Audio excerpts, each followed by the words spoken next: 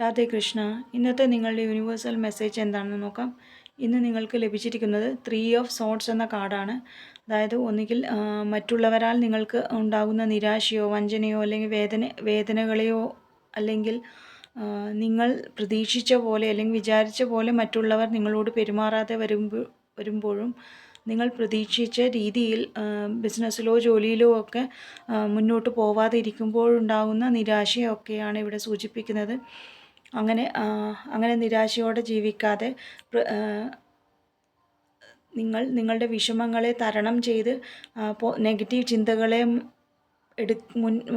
കൂടുതലായി നെഗറ്റീവ് ചിന്തകളെ ചിന്തിക്കാതെ എല്ലാത്തിനെയും ആക്സെപ്റ്റ് ചെയ്ത് അങ്ങനെ മുന്നോട്ട് പോകാനും അങ്ങനെ ക്ഷമിച്ച് മുന്നോട്ട് പോകാനാണ് നിങ്ങളോട് യൂണിവേഴ്സ് പറയുന്നത്.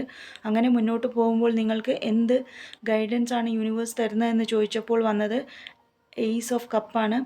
അതായത് നിങ്ങൾക്ക് ഒരുപക്ഷെ പുതിയ തുടക്കങ്ങൾക്കൊക്കെ സമയമായി എന്നും ചിലപ്പോൾ പുതിയ ബന്ധങ്ങൾ നിങ്ങളെ തേടി എത്തേക്കാമെന്നും അങ്ങനെ സ്നേഹത്തെയും നിങ്ങളുടെ കഴിവുകളെയും പ്രോത്സാഹിപ്പിക്കുവാനും നിങ്ങളിലെ ആത്മീയ ഊർജത്തെ കണ്ടെത്താനും അങ്ങനെ മറ്റുള്ളവർക്ക് ഉപയോഗപ്പെടുന്ന രീതിയിൽ അല്ലെങ്കിൽ നന്മ വരുന്ന രീതിയിലുള്ള കാര്യങ്ങൾ ചെയ്ത് മുന്നോട്ട് പോകുവാനുമാണ് യൂണിവേഴ്സ് നിങ്ങളോട് ഗൈഡൻസായിട്ട് പറയുന്നത്.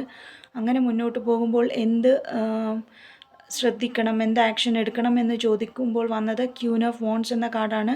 അതായത് മറ്റുള്ളവരെ നയിക്കാനും പ്രചോദിപ്പിക്കാനുമുള്ള കഴിവുകളൊക്കെ നിങ്ങളെ തേടി വന്നിട്ടുണ്ടാവാം.